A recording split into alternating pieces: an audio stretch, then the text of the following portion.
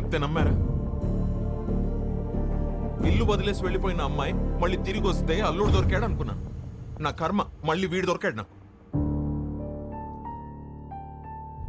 ఎప్పుడొచ్చావురా?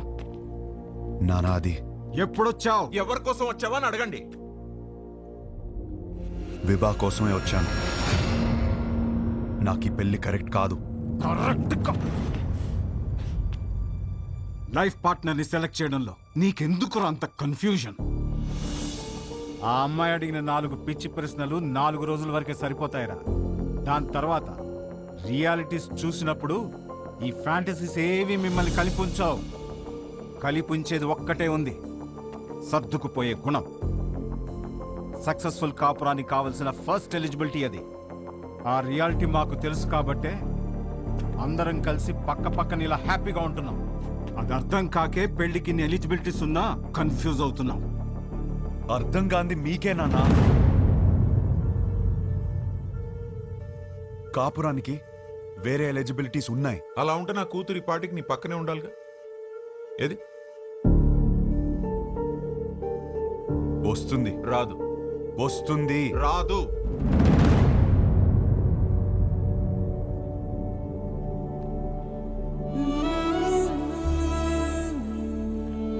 వీడినే నువ్వు కలవబోతున్నా. గుర్తుందా పేరు? హర్ష. 3 రోజులు పెళ్లి వాడికి. ఎంగేజ్మెంట్ పెట్టుకుని అప్పుడు నన్ను వచ్చి కలిశాడు. ఇప్పుడు పెళ్లి పెట్టుకుని నిన్ను వచ్చి కలిశాడు. అసలు తిన్నగా రాడా వీడెప్పుడు? అయినా వీడి దగ్గరే నీకు అన్ని దొరుకుతాయని నమ్ముతున్నాను. Is it?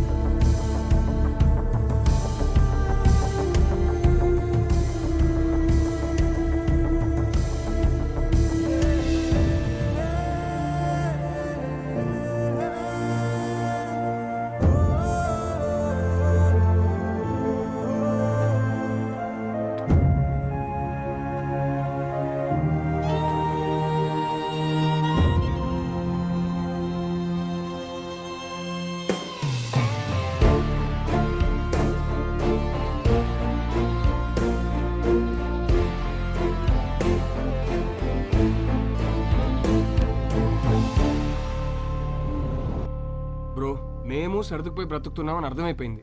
ఇంకేదో దారి ఉందన్నావుగా, అది చెప్పి చావచ్చుగా. అది చెప్తే అర్థం కాదు, ప్రూవ్ చేయాలి. అది ప్రూవ్ చేయాలంటే నా పక్కన విభా ఉండాలి. ఎన్నిసార్లు ఫోన్ చేసి ఫోన్ ఎత్తలేదంటే తను మళ్ళీ హర్ట్ అయి ఉంటుంది.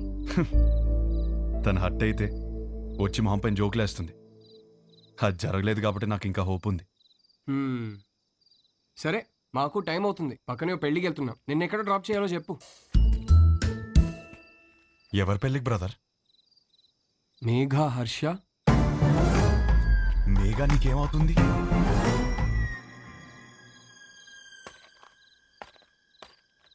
నా కజిన్ బ్రదర్ నువ్వు. నేను హర్ష బ్రదర్.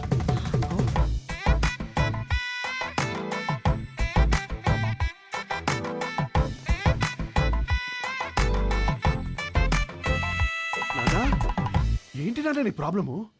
మేఘాన్ని చేసుకుంటే లైఫ్ ఎంత బాగుంటుందో తెలుసా? చెప్పు చెప్పు, నీ మనసులో ఏదో ఉంది, చెప్పురా నాన్న. నాకు ఒకసారి చెప్పు, ఒకసారి చెప్పు. ఈ పెళ్లి చేసుకుంటే నీతో కాపురం చేసినట్టు ఉంటుందిరా. నాతో కాపురం చేసినట్టు ఉంటుందా? ఎంత బాగా చూస్తున్నారా నిన్ను. చోకొట్టి పడుకోబెట్టాను, ఊకొట్టి లేపాను, ఎప్పుడైనప్పుడు మ్యాగీ నూడిల్స్ పెట్టాను. ఇంకా ఆపరా. For the first time I think I need a shoulder రా. For the first not the shoulder I want, but రేయ్, when nothing is available, go for the reachable. Come on.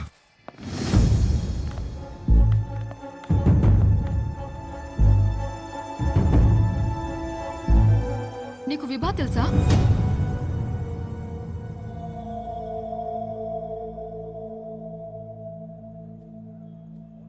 అరే, తెలియకపోవడం ఏంటి? ఎంత పెద్ద స్టాండప్ కమెడియన్. పెళ్లికి సంగీత్లని చాలా boring. This time it's standup time. Come on, get ready. ఏంటి బావ ఇది? ఆపేలు రావడం ఏంటి? షో చేయడానికి వచ్చింది, నవ్వించి వెళ్ళిపోతుంది. నవ్వించకపోయినా పర్వాలేదు, నవ్వుల పాలు చేయకపోతే చాలు. హర్ష, విభా బాగా హర్ట్ అయి ఉంటుంది.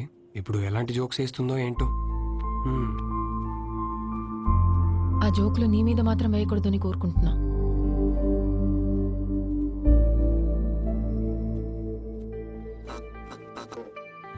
ఇండియన్ హిస్టరీలో, జాగ్రఫీలో, ఫిజిక్స్ లో, కెమిస్ట్రీలో ఫర్ ద ఫస్ట్ టైం పెళ్లిలో stand up. This is Vibha. Congratulations to the bride and groom. Thank you. మా బతుకు బస్ స్టాండ్ అవ్వకుండా కాపాడేదే మొగుడు పెళ్ళాల జోక్స్. అమ్మ తల్లి, మామే జోకులు వద్దమ్మా. అరే వద్దమ్మా, వద్దా? వద్దు.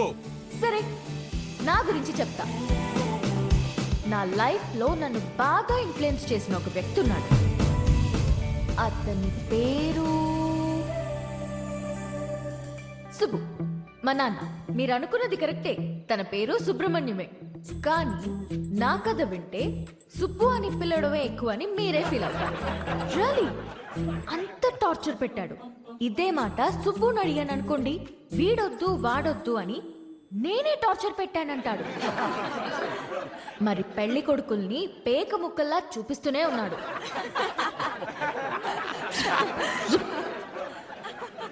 నేనేమో కింగ్ని ఎక్స్పెక్ట్ చేస్తుంటే 13 కార్డులో జోకర్లే. 13 జోకర్లనే చూపిస్తుంటే నేనేం చేస్తాను? అప్పుడొచ్చాడు నా రాజకుమారుడు.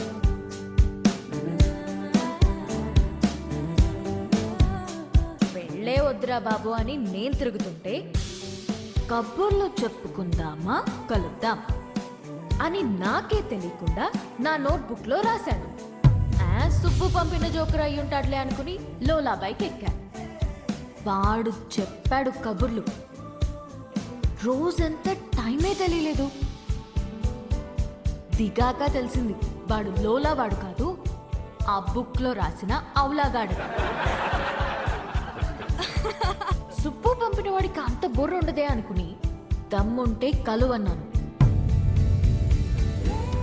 వాడి సంగతి తేల్చేద్దామని రమ్మన్నా. పెళ్లి విషయంలో నాకున్న భయం పోవాలంటే యూ నీడ్ అ హోప్ అని నా కోసం పింక్ బలూన్ పెట్టాడు. హోప్ అంటే ఎంత బలంగా ఉండాలి. బలూన్ ఇచ్చాడు.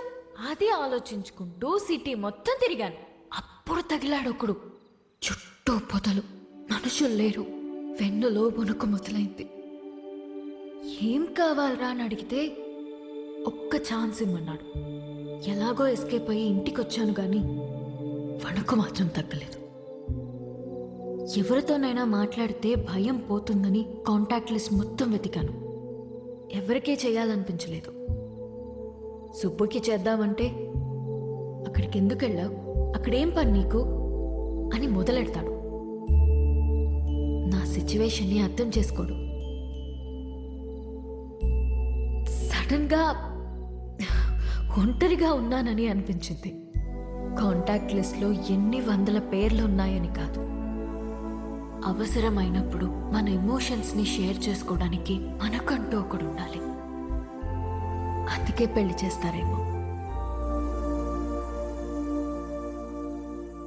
అప్పుడొచ్చింది మెసేజ్ వాడి దగ్గర నుండి, calm down, you're not alone అని. ఆ ఒక్క మాట నాకు ధైర్యాన్ని ఇచ్చింది.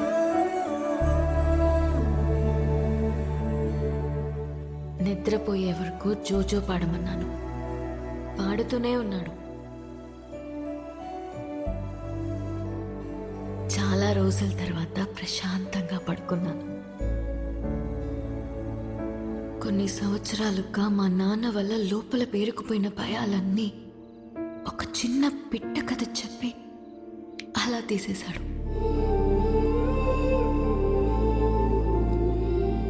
కనిపించకుండానే ఒక కాపురం చూపించాడు. కలుద్దామనుకున్నా. మా నాన్నకి హీ ఈజ్ ద వన్ అని చూపించాలని వెయిట్ చేశాను. అంతలోనే మా నాన్న షాక్ ఇచ్చాడు. వాడికి పెళ్ళి అని.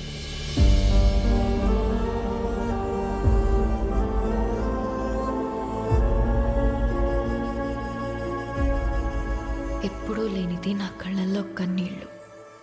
వాడు నన్ను మోసం చేశాడని కాదు, ఎప్పుడో నేనన్న మాట పట్టుకుని వాడు నా కోసం వచ్చాడా? నా కోసం ఒకడు పుట్టుంటాడు అనుకున్నాను, కానీ నా మాటల్లోంచి ఒకడు పుట్టొచ్చాడా? పడిపోతున్న నన్ను నిలబెట్టడం కోసం అంత తాపత్రయపడ్డా? హోల్డ్ యువర్ స్మైల్ అన్నాడు. నా కోసం తన ఫ్యామిలీని ఒప్పించాలని ఒంటరిగా కష్టపడుతున్నాడా? వాడి గురించి తలుచుకుంటుంటే ఇప్పుడు కూడా కన్నీళ్ళు ఆగట్లేదు.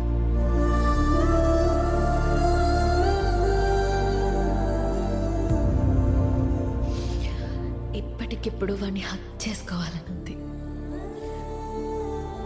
కానీ వాడి హక్ నాకు ఈ లైఫ్లో దొరుకుతుందో లేదో తెలియడం లేదు.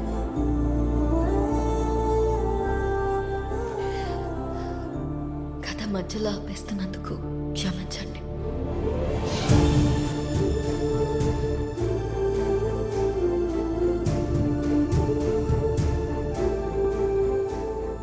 ఆగో.